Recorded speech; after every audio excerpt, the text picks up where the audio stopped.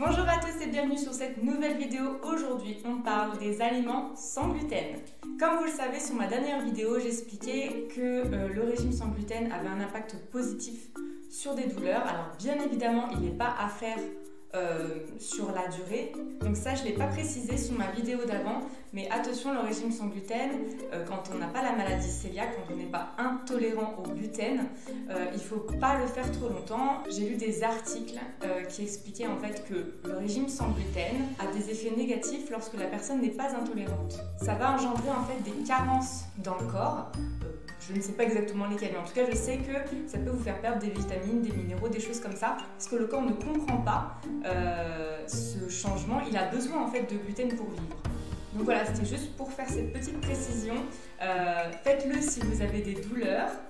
Diminuez à la rigueur le gluten, mais ne l'éliminez pas totalement si vous devez le prendre régulièrement, si vous avez des douleurs en fait tous les jours.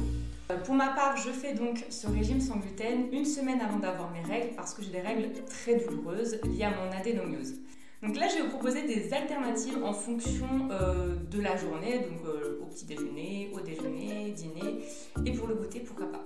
Et c'est parti, je commence avec le petit déjeuner. C'est pas toujours évident de manger sans gluten le matin parce que forcément on est beaucoup conditionné à manger des choses très européennes, c'est-à-dire des céréales, du pain, etc. Donc c'est vrai qu'on a tendance à avoir du gluten partout dès le matin.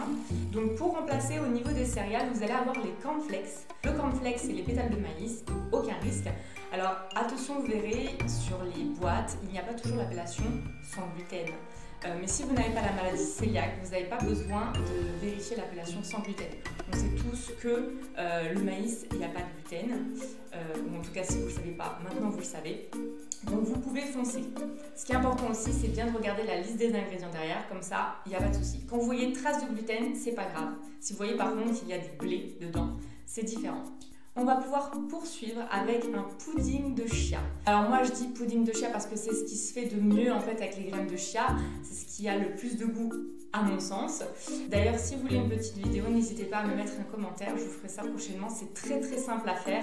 Vraiment ça va vous prendre 5 minutes. Pour ceux qui aiment déjeuner salé, ça tombe bien, vous allez pouvoir vous faire des œufs.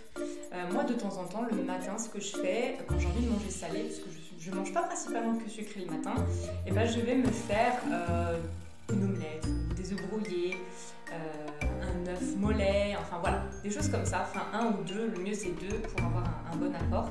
Ce qui est bien c'est qu'en plus c'est rassasiant, donc les œufs c'est une très bonne manière de commencer la journée. Vous allez aussi avoir les crêpes au sarrasin. Les crêpes au sarrasin, c'est le blé noir, appelé plus familièrement, mais à savoir que ça n'a aucun rapport avec le blé. C'est vraiment un nom qu'on lui a donné. C'est vraiment une super alternative pour vous faire plaisir, vous faire des crêpes. En plus, ce qui est bien, c'est que le sarrasin, c'est pas très calorique, donc pour le matin, c'est parfait en fait pour démarrer la journée. Donc vous pouvez les faire en salé comme en sucré, encore une fois. Par exemple, une galette complète ou une galette sucrée à la confiture ou ce que vous voulez. Autre céréale que vous pourrez consommer le matin, c'est le riz soufflé. Vous allez avoir les riz soufflés au chocolat, vous allez aussi avoir les riz soufflés nature. Alors j'en mange de temps en temps personnellement, mais attention, c'est assez calorique, ça ne paraît pas, et en plus ça ne tient pas très bien au ventre. Donc à éviter de manger seul. Moi je vous invite à compléter avec un yaourt et des fruits, parce que le riz soufflé, enfin tout ce qui est soufflé de manière générale, ça a tendance à vite passer, quoi. On a tout de suite faim au bout d'une heure, quoi. Une alternative aussi très connue pour le matin sans gluten, c'est le smoothie. C'est délicieux et en plus c'est complet, vous allez avoir de la banane, du yaourt ou du lait et vous allez pouvoir mettre les fruits que vous aimez, les fruits de saison aussi, c'est bien de faire attention aux fruits de saison et du coup ça va vous apporter vraiment quelque chose de très complet et en plus ça tient bien au ventre. Pour ceux qui n'ont pas le temps de se faire un smoothie le matin, vous pouvez passer sur un riz au lait. Vous pouvez acheter ça en grande surface, c'est rapide et ça va vous tenir quand même au ventre, ça va vous caler. Encore une fois, je vous conseille de prendre ça avec des fruits, une compote, quelque chose qui va permettre d'apporter des fibres quand même au corps. Et pour terminer avec les petits déjeuners sans gluten, vous allez avoir en dernière alternative le porridge. C'est très très connu aux États-Unis, ils adorent faire ça.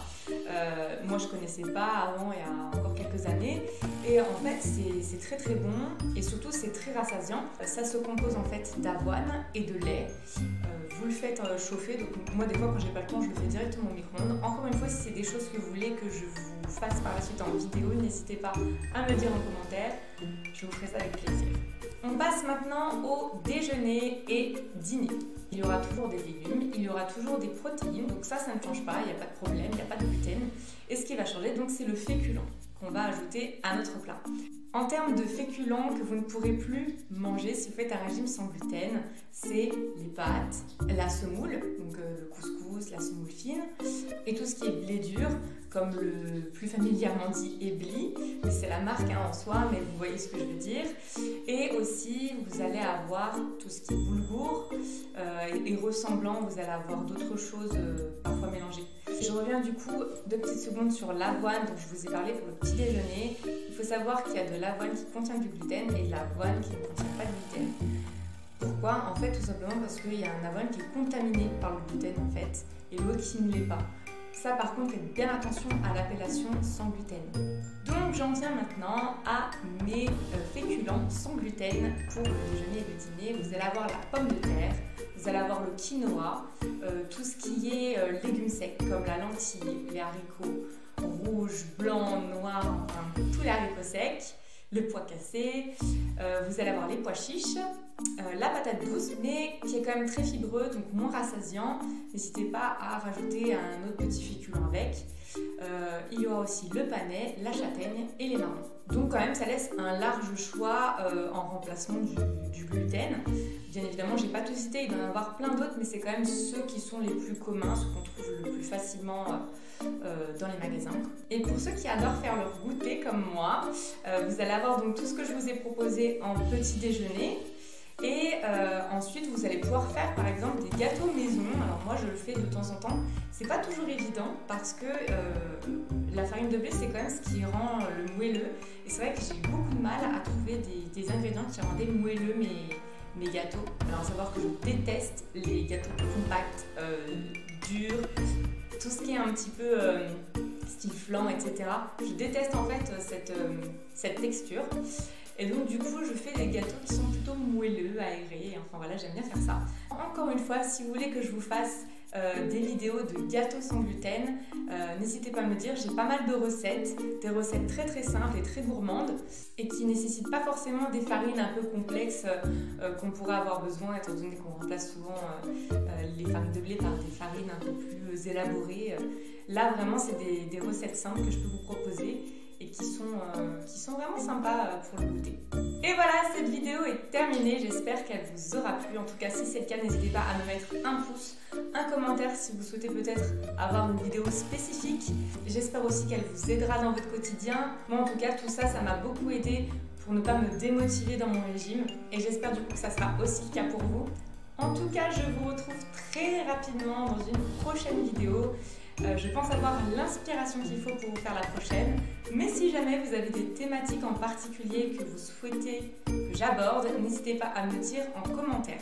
En attendant, je vous souhaite une excellente journée et je vous dis à très bientôt!